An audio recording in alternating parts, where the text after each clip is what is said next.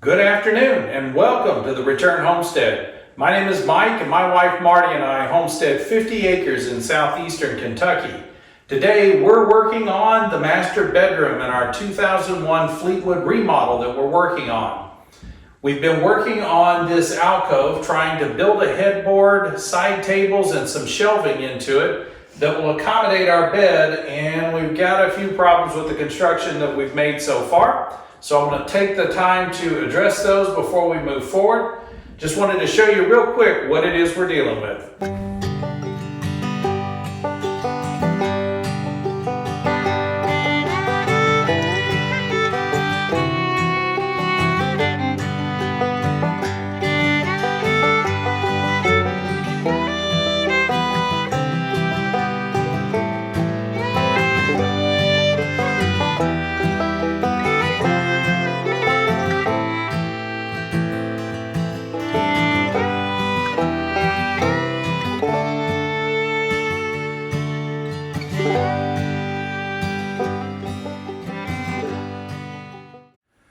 Last time we built this wall on the outside of the mobile home, or the outside wall. This additional wall also has some mounting spots for shelving units we intend to put in later. After we got that wall built, we installed this ledger board for the headboard section. That's going to be a 9-inch thick wall that extends out from that wall, and this ledger board will give us a support for a shelf that will go over the top. When we installed the ledger board, we put it to the height that seemed right based on measurements, with me sitting on our bed, measuring up to the top of my head. It looked like we needed to be at this height to keep me from bumping my head into the shelf. It just so happened that it coincided with the level of this shelf. That wasn't intentional, it was, I guess, accidental. The problem we encountered after we got this all up is that despite all of my efforts to make sure that the shelving would match on both sides of the room, it turns out that our new shelving unit, or at least the new backing for the shelves, is actually installed lower than the original shelving. So I must have gotten something wrong in the measurements there. And this space is a little too long for a 6-foot level to be able to show us that variance between the two sides. So I did go ahead and break out the laser level so that I could see exactly where the line was. So that's got us a perfect level line. Anytime you're dealing with uncertainty like this, levels, plumb bobs, and yes, even laser levels can be very useful. So you can see our laser line right at the top edge of the board here on the outside wall, and through the middle of the board on the other side wall. A laser level is a relatively expensive device. It's not a very complicated device to use. Just got to make sure that it stays within 4 degrees of level, and it will self-level its laser lines for you. We've set this Bosch laser level up on just a tripod. So this is a tripod that we often use for mounting our cell phones when we're shooting videos, and it has exactly the same attachment on the bottom of the laser level. So it made it really easy to mount it up here and get it up to the same level of the boards we needed to look at. And this bit of luck where we ended up putting the headboard and the shelf at about the same level, so we can extend the shelf off the top of the headboard and just wrap it around the wall. So it'll look like one seamless piece, and then we'll install another shelf above that.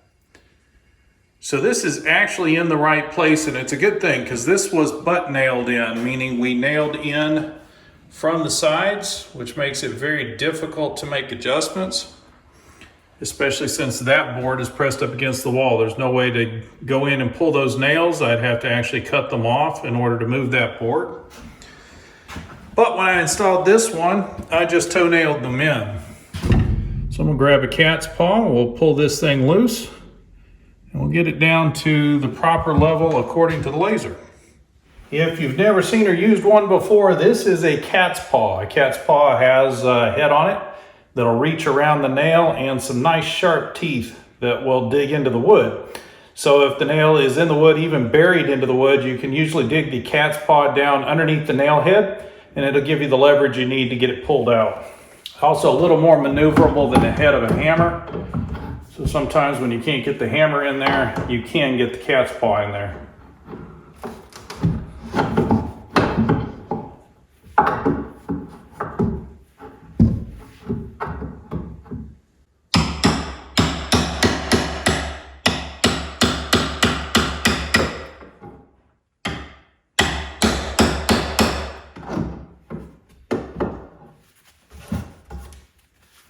I wasn't able to locate my Japanese style cat's paw. It's actually got a lot of straight edges instead of curved. Sometimes easier in these tight confines.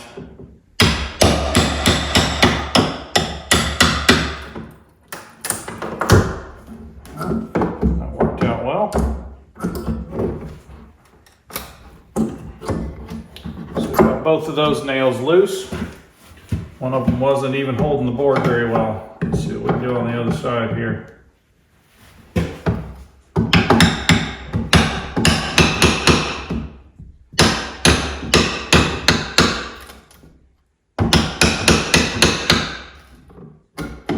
And yes, I am digging little pieces of the wood off. This is a shelving support, so it really doesn't matter. Framing doesn't have to be perfect.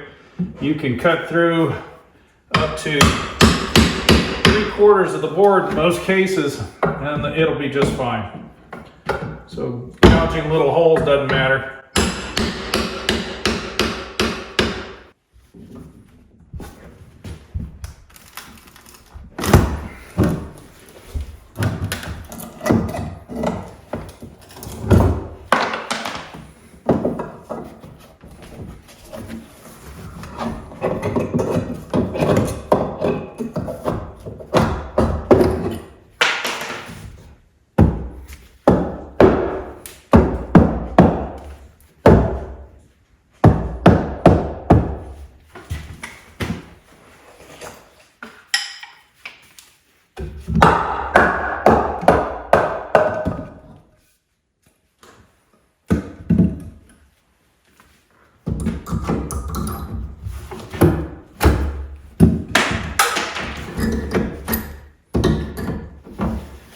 I did measure, and the shelves were the same distance apart on both sides of the room. That means this shelf's going to have to move as well. That's an interesting one. What do you do when the head of the nail breaks off? Easiest thing to do is to bend it over sideways, and that'll give you something to pull against.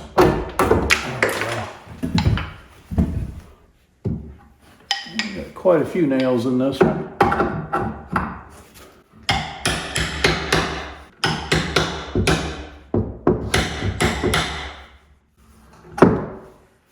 That one's going to be stubborn. And the head broke off.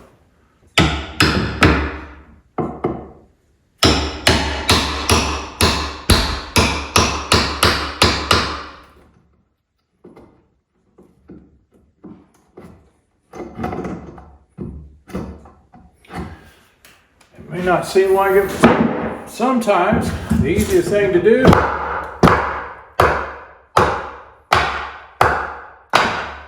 just to remove the board.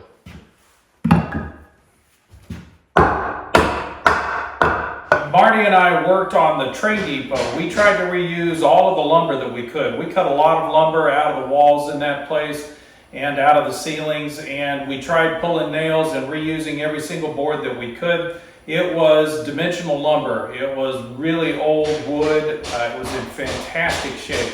It was very dry. It had very tight grain structure, and so we didn't want to waste it. It would have been very expensive to try to buy wood of that quality. In this case though, that's a 2x4 that we purchased from Lowe's just a few weeks ago.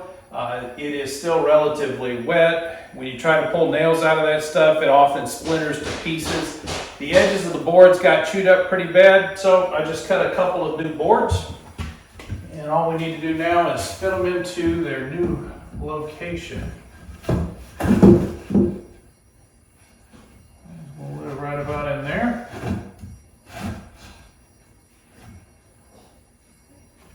Just want to try to get it in the same relative position as the wall on the other side.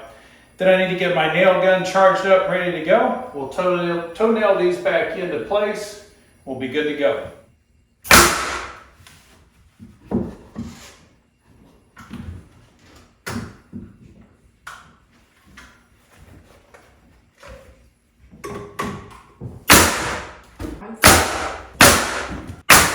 I don't have to be too picky about how these nails go in, or even if this board is perfectly in place, because it is just support for the shelf. This is going to get completely covered with drywall. As long as I can draw screws in here later, I'm going to be fine. So we're 9 1/8 inches up on the other side, so we're just going to repeat that on this side. So I want to go 9 1/8. So the board needs to go right there.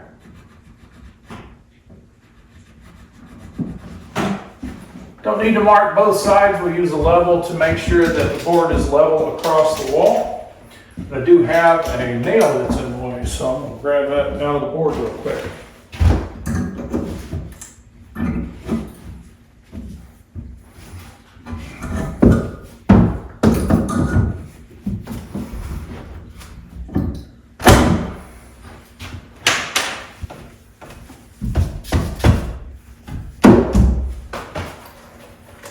Other side. Boom.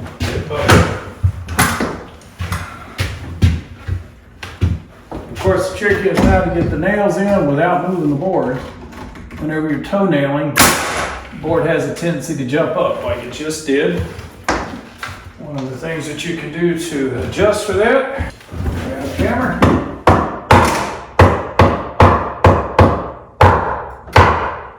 Give it a little love tap.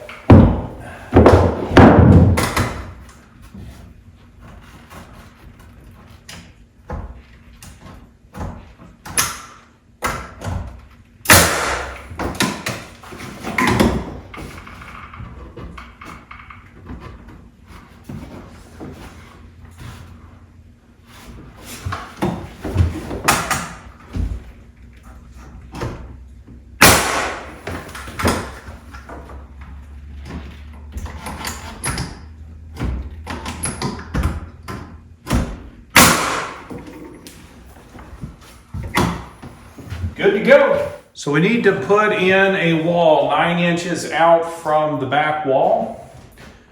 And that's going to be a little bit difficult to do because we have 96-inch long 2x4s, and that's a 99-inch long space. The way we get around this is by sistering the top and bottom plate in 2 different stud bays, and I'll show you what I'm talking about in a bit. But I did some quick math here. We're 99 inches. One of our studs is going to be at 64 inches, or one of our studs will be at 6 feet. So we're going to make a cut at 64 inches and another board at 35 inches. And those 2 boards together will get us to 99 inches and allow us to make the longer top and bottom plates that we need. So I made a little bit of a mistake here. I ran out of lumber. We've been using bits and pieces of 2x4s from previous projects. I always buy a little extra each time, and we've gotten it down to just 3 2x4s left. So I've got enough to do the top and bottom plate, but I don't have enough for the studs that would actually allow us to assemble the wall. So we're gonna have to cut off here this evening, make a trip down to Lowe's to get some more lumber. So we'll pick this up tomorrow. And we're back. We found some really good quality studs at Lowe's this time. They weren't all chewed up like they have been here in the recent past. So we did take advantage of that and loaded up on a bunch of 2x4s in order for us to continue this construction. It's actually 2 days later. We decided to take the day yesterday, go riding off through the countryside. There's still many parts of Kentucky we haven't had a good look at. And we've been trying to expand our sphere of influence and the people that we know. We've gotten to know and started building a relationship with some folks up in the Red River Gorge area. Absolutely beautiful countryside. Lots of really big farms and green grass, so we decided to take a ride out that way yesterday and just see the countryside. Today, it's time to get back to work. It is Labor Day, so that's exactly what you should be doing today. So when you're building a wall, ideally you want the bottom and top plate to be one single board, but that's not always possible. Often you've got 8-foot lumber and you need a 10-foot or 12-foot long section of top plate or bottom plate. That's our case here. We've got 99 inches of top and bottom plate that we need, and we have 96-inch long 2x4s. So we need to add a little extra piece in order to make it long enough, but we're going to end up with a break or a weak spot in both the bottom plate and the top plate. Rather than just having the little 3 inches on the end, which is almost impossible to secure that final stud if you do that, I've shifted that break down between the next stud bay so that we can add some additional support.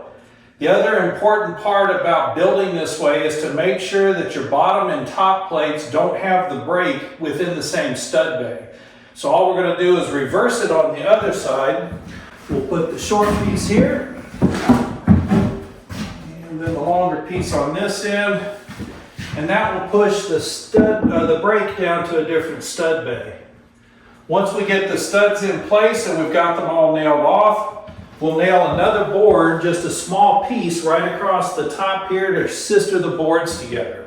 The next part of this is marking where the studs are going to go. We want to make sure we get the studs in the same relative location on both the top and bottom plates. So we bring the two together so that we only make one measurement and one mark. Before you start marking, always check the ends of the boards to make sure that you're perfectly flush. But this doesn't have to be perfect. You're not looking for furniture level building, which would be down to a 32nd of an inch. With rough framing, anything within 1/8 of an inch is considered perfect. We know we're going to have a stud on the corners. Go ahead and mark that one out. And I've seen all kinds of fancy ways to use a tape measure to get your measurements and doing mental math along the way. But I've found that if you just mark one edge of the stud, you're going to get the 24 or 16 on inch center that you're looking for. In this case, I know that I'm going to place the stud on this side of my mark. So I want to make sure I mark those so I know exactly where my stud placement goes. There's 2 feet. 4 feet, mark the stud,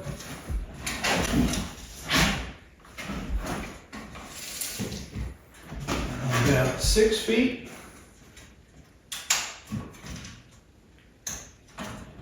mark the stud, and then we've got 8 feet and a little piece. That's going to mean we have to make some corrections with insulation, not a big deal. And we know we're going to have a stud here on the corner.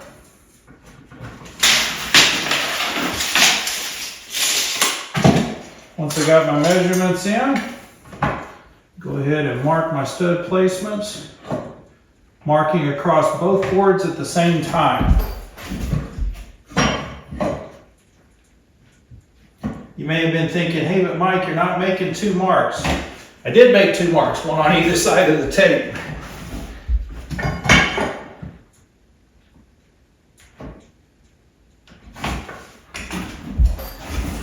And again, we only want to be within 1/8 of an inch, so these don't have to be absolutely perfect. So when we spread these boards apart in order to put the studs in, you can see the marks are going to line up. So we'll end up with stud placement in the same place on both sides of the wall. Here's one of our breaks. You notice it is in between 2 studs. Now it doesn't have to be perfectly centered. That's not important. All that's important is that it's between the stud bay. One other technique that you can use is to insert a double stud and put your cut board or your cut pieces underneath the double stud. That usually ends up using a lot more lumber. So I prefer this sister method in the middle of the stud bay. and our other break is on the other end of the wall. So now we're ready to take some measurements to cut some studs, and then we'll get the wall put together. So to get the length of your studs, the easiest thing to do is to put the bottom and top plate on the ground. Those are going to be a part of the height of the wall, and so whatever is left over to match this distance is going to be the length of our studs. If we cut the studs to this length, attach the top and bottom plate on either end of the stud, we should get a wall that matches up perfectly with what's already mounted on the wall. Welcome to the fun world of remodeling. When you're working on a structure that has already been built, has been in place for some time, I'm sure this home was probably moved twice before it managed to land on this property, and it has been tweaked, twisted, bent, stretched here and there. When we put the laser level on this board that's mounted to the wall, we know that this board is truly level. However, our measurements for stud length are different on each end of the wall. We're 53 3/4 on this end, 54 1/4 on this end. So we're going to have to cut each stud to an individual length and allow the wall to true up to what's already mounted here. Save yourself a lot of time and frustration. When you're laying these walls out, you're going to have your studs marked on it, and then you start moving around bottom and top plates in order to make sure everything fits. You may end up with a situation like I have here where we're just slightly too long. I told you I like to build things tight. That means I'm going to have to go and shave that board down just a little bit. Well, as I start removing boards from this environment, making adjustments to them and putting them back down, it's easy to get a board flipped over, twisted around the wrong direction. So it's a good idea to label your boards and the board surfaces. So we'll put a B on this one for bottom plate, a T on this one for top plate. And then we'll also make sure we put some sort of a mark on here. It really doesn't matter what you put on here, just so you know that this is the top surface of the board. If you do that much, then you've already got your studs marked along the front edge of the board, so you know which edge goes to the front. That may be enough, but you might also want to go ahead and label right and left sides of the board as well. And that will help keep you from getting things mixed up as you try to put all this back together. If all that still doesn't make sense, use A's and B's. Mark AA and BB on each side of the cut pieces. That way you can make sure you line things back up to where they need to go. Hey, be patient with yourself. You're going to make a lot of mistakes when you're laying out framing. This happens all the time. I'm not a professional framer. I don't do this for a living. If I did, I wouldn't make this mistake. I know because I've done this for a living. I did work in a shed shop building sheds for a short time. And this doesn't happen when you do that 8 hours a day. You always put your marks in the right place. But when I measured from this end of the board 24 inches out, I put my mark for where the stud goes on the wrong side of the line. The stud needs to go on this side of the line in order to get a 24-inch on-center spacing. It's not that big a deal. All we're going to do is just put an O on the other side, and then I'm going to remember that I want to line up on the O, not the X. Now, if you're working with professional framers, the O sometimes has a very specific meaning. It can look like a C to some people, and the C is used to mark the center of a wall. So you want to be careful if you're working with other people to make sure you use the same mark so that everybody understands your shorthand on the boards. But I'm going to remember I've been playing tic-tac-toe here for a little bit. I've made a bit of a mess of these top and bottom plates. Doesn't matter, the marks are in the right spots, and we're going to cover it all with drywall in the end. Y'all are going to be the only people who know that I messed this up. So we have the top and bottom plates in place. We know where the studs are going to go. All that's left to do is measure out those studs so that we get each one of them exactly the right length.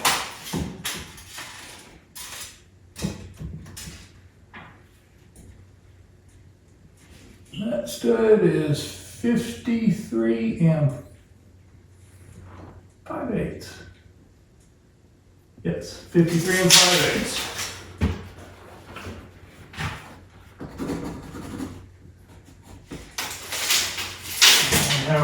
stud placement. That is 53 3/4. I'd love to call that 54, but it's not. It's 54 thin. That always makes the measurements a little bit harder, especially for marking and cutting. But I've got the miter saw set up out there. It makes it really easy. I can just align the laser directly onto the tape before I cut it. So I know I can cut that one accurately. So now I need to go cut studs for each one of these stud bays. They're all a different length. We got to mark those as we cut them so that we make sure we put them up in the right location. So we've got all of these studs that are cut at the lengths they need to be in order to match level with this top board. We are essentially truing this wall up to the floor. Since the floor is not perfectly level, we're going to have to build the wall so that the top of the wall is level even though the bottom is not. So now we just need to lay this out on the floor, get it nailed together.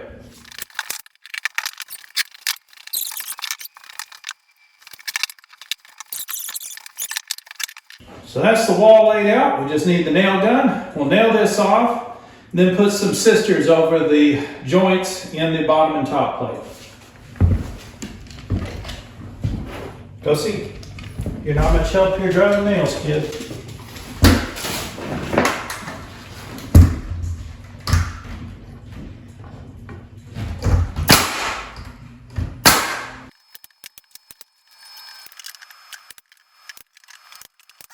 So our top and bottom plates are pretty weak right now because of those joints in them. And fixing that is just a matter of creating a sister. So we're going to lay a board across the top, nail it off nice and tight. And that's going to allow us to have a good stable top and bottom plate.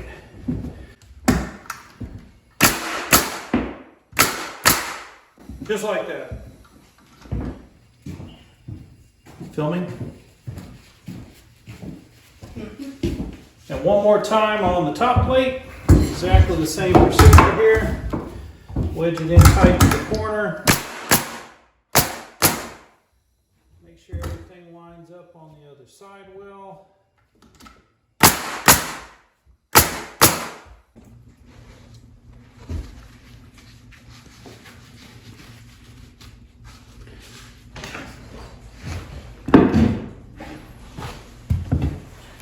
Now the wall's ready to stand in position. Let's grab our top plate, walk it up.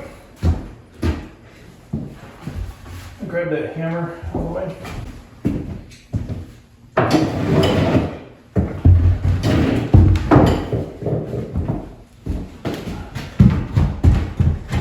Get that in there, baby.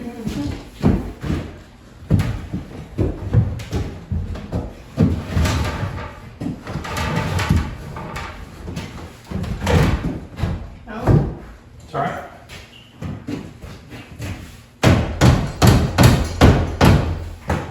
Eight inches, right? I think we're going 9 inches out. Okay. Double check all that here in a second. Right Your now, glass is gonna be flat. I want to make sure we're Even? even. Do you want your hammer? That's a good.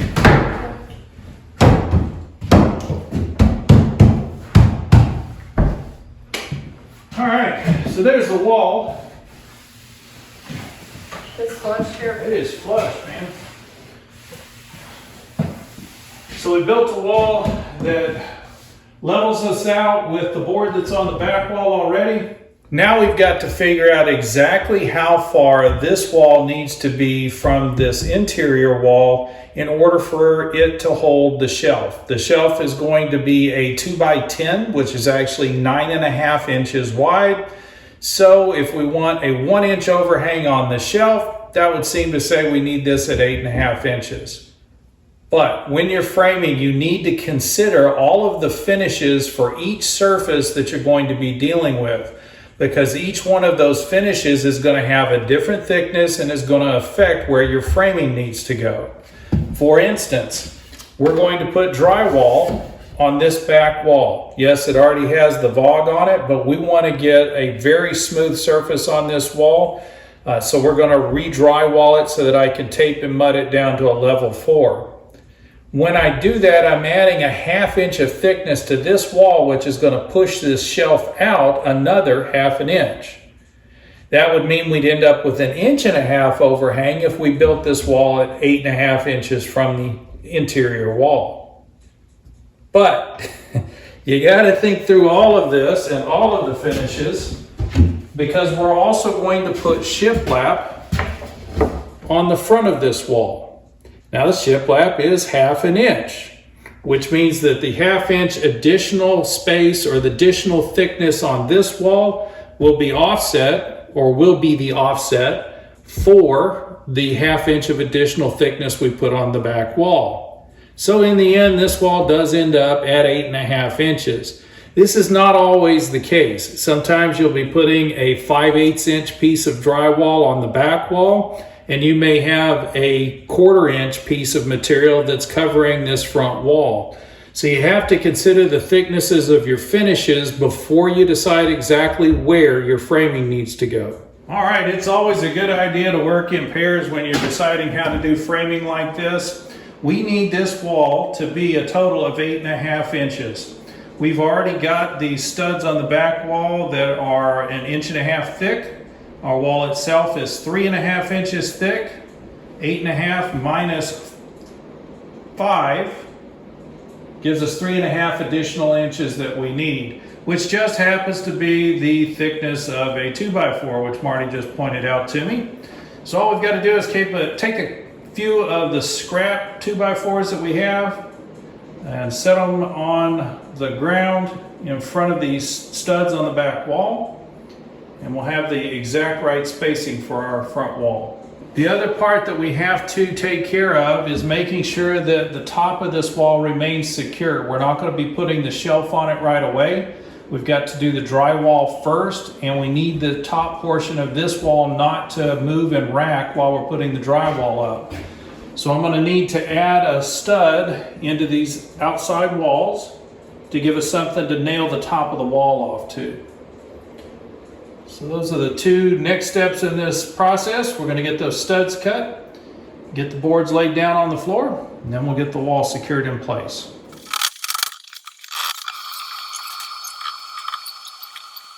So now we know we've got this squared off. We've got it as plumb as it can be, and we also have it level with the board that's already on the wall. So I just need to get some studs worked into these exterior walls so we have some place to secure off to. That should do it. So we've got these studs in place behind the headboard section, so we can nail that off so we can keep this nice and steady while we're putting drywall or shiplap on this piece. But drywall on the back wall, this is not going to move now once we get it nailed off. So that's all that's left to do here is just throw a few nails down to the subfloor and up along the sides, and this headboard section will be finished.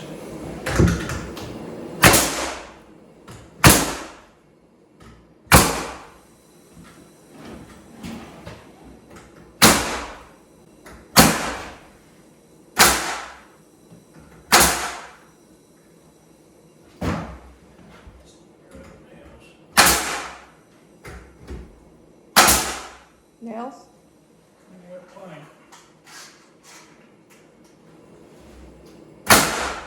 got it. I'm just going to put some through the subfloor.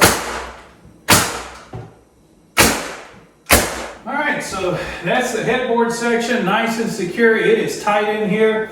It's not going to move or wiggle on us in any direction, so we'll be able to put the shiplap up on this once we fill this space in with plenty of insulation. The more insulation we get around our head, the better. That's going to mean less noise. All that's left to do now is to build the pedestals on the side that are going to act as our night tables. So we're going to get busy working on those.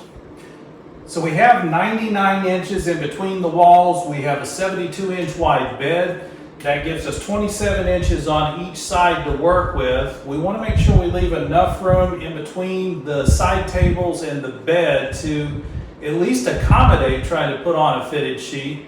It's still going to make it pretty tight to do so. What if we don't build the tables into the wall and we build a table after we're done with building everything else? That way the table can be moved out Well, I like that. and I can make the bed easier. Yeah. And if for any reason we put a different size bed in, it's adaptable. Oh, I like that a lot. So don't build them into the walls. Let's build them separate as a unit. All right. Well, that's a much better idea. So we're not going to build pedestals on the side, but instead build a rolling pedestal that can be moved in and out after the bed is already in place. Dang, honey, I like that a lot. That's a good idea. It's much easier. Much easier. Well, that means that this part of the project is actually finished for now. We've gotten all the framing done on the headboard that we want to get done if we're not going to build the pedestals. Thank you for joining us today on the Return Homestead. We've gotten our headboard section finished here by putting in this wall that gives us the shelf on top, and we'll be shiplapping the front of this to make the headboard for the bed. We've decided to go with rolling tables on the sides rather than building pedestals, so this is complete.